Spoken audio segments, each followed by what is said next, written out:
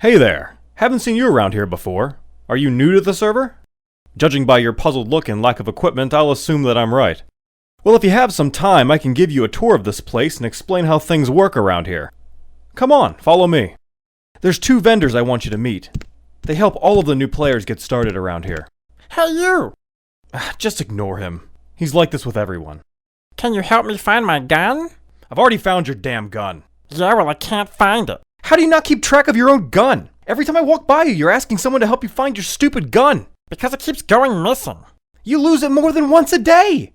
You're the most irresponsible gun owner I've ever met in my life. Are you gonna help me find my gun or not? No, I'm not gonna help you find your gun. I've already helped you find it. All of my friends have helped you find it. Everyone I've ever talked to has helped you find it. I hope the damn thing stays lost, because the thought of you having a gun terrifies me. How about you? You help me find it. Do whatever you want. He'll give you a bag of platinum for your trouble. Over here is the Epic vendor. He has all of the Epic 1.0s, and the guy's just giving them away for free. He's a really nice guy, but he has no clue on how to run a business. Take a look around and grab your Epic, then come over here. Here's the newbie vendor. He carries all of the essentials a new player will need. Fill your inventory with magic boxes, except for 1 slot. You'll need to have an open slot for epic books, but don't worry about that right now. The magic box is an essential part of the server. You'll need it to create most of your armor, to level up your charms and your augments, and to create insanely powerful weapons, armor, and items. Plus, it's 10 slots and it has 100% weight reduction. Inside the door here is all of the class trainers. Don't forget to stop by every once in a while and level up your skills. Let's head over to the spell and skill trainers and I'll show you the dummies while we're there. You kids have it so easy these days. Back in my day, we had to have conversations with vendors. Had to sort through their wares, actually use the feat that the gods gave us. Now everyone's starting out with their own personal magic boxes, epics and charms like the entitled brats that they are. Kids these days can't even figure out what's what for themselves, with all these pop-up boxes and telling them how to do everything. I'm surprised that they can even hold their weapon and walk at the same time. Folks need to get out there and learn how the world works. Scrape your knees up and find out what you're made of. Well, this is a video teaching new players how this place works. Well, you're part of the problem, you mustard-looking prick. Kids these days should be finding out for themselves, not taking advice from some banana helmet who's part of the teachers' union.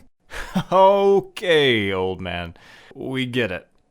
Hey, let's get away from this guy. Oh, old man! You disrespectful canary! Come back here and say that to my face! Here are the spell and skill trainers. Hail the one that identifies with your class to get most of your spells, and click the links to get your swimming, meditate, sense heading, or whatever else they offer.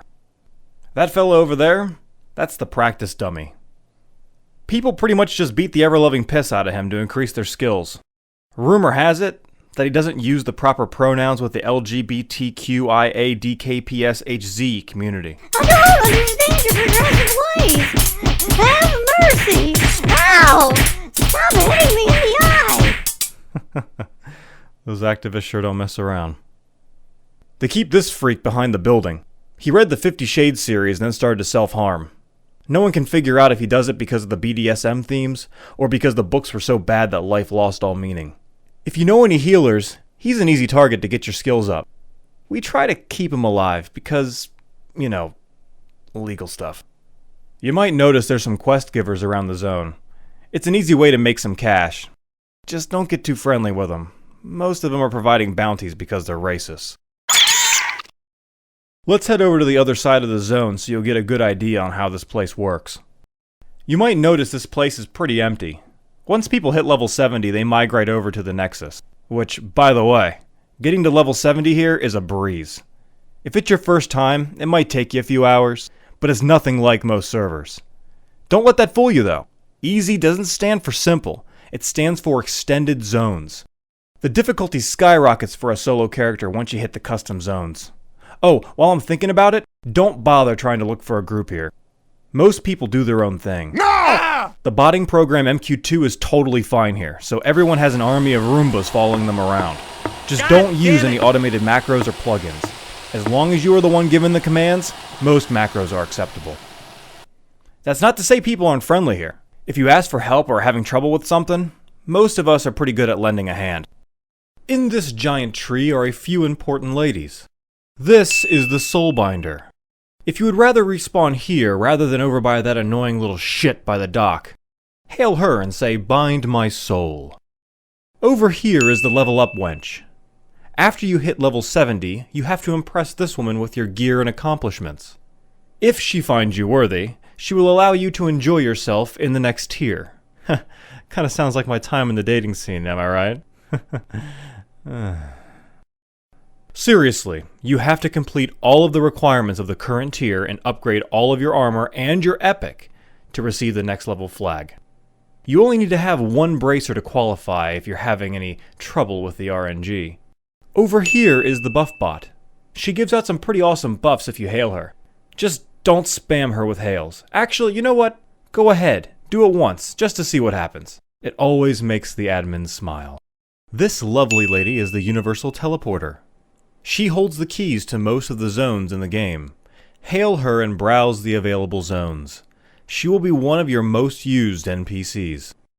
All of these NPCs are in the Nexus as well, so don't feel like you have to stick around here. I have some video of the Nexus if you'd like to go take a look at it.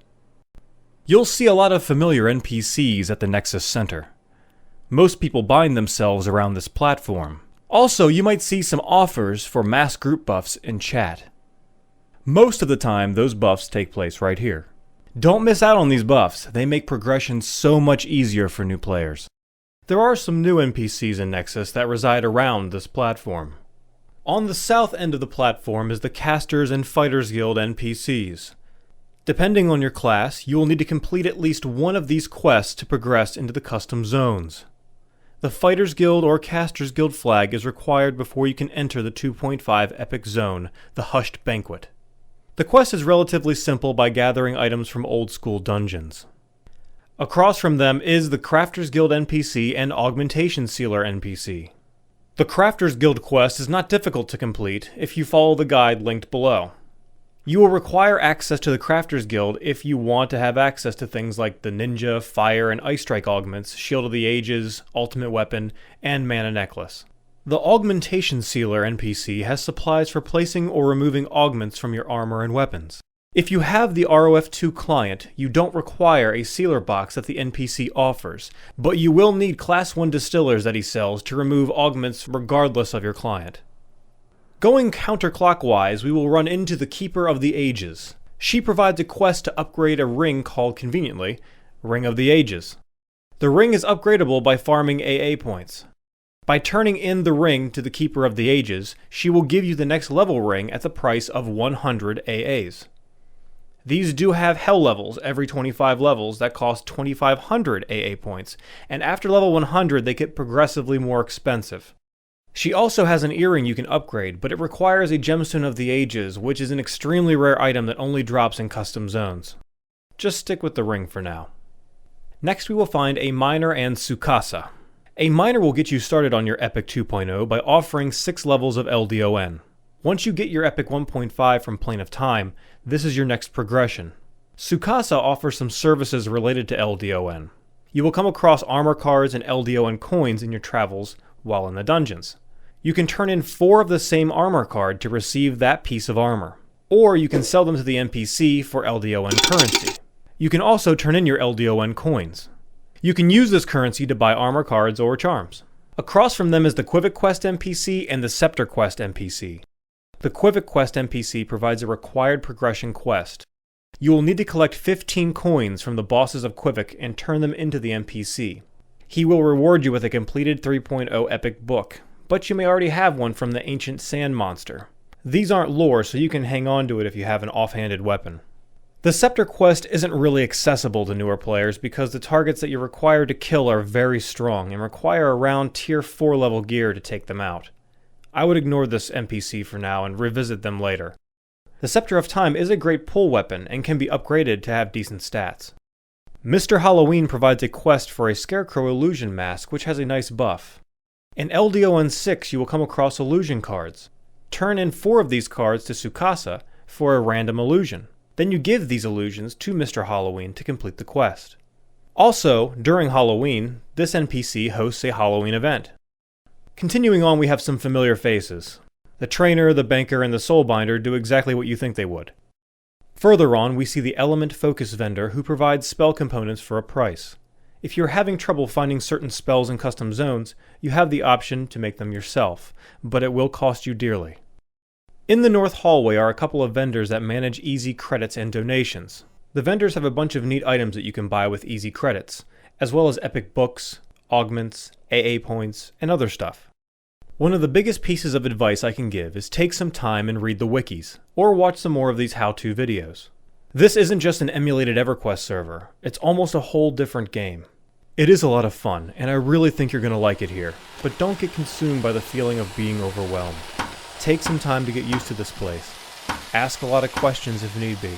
Most of us are pretty friendly here. Good luck, and if you have any questions, you know where to find me. God damn it!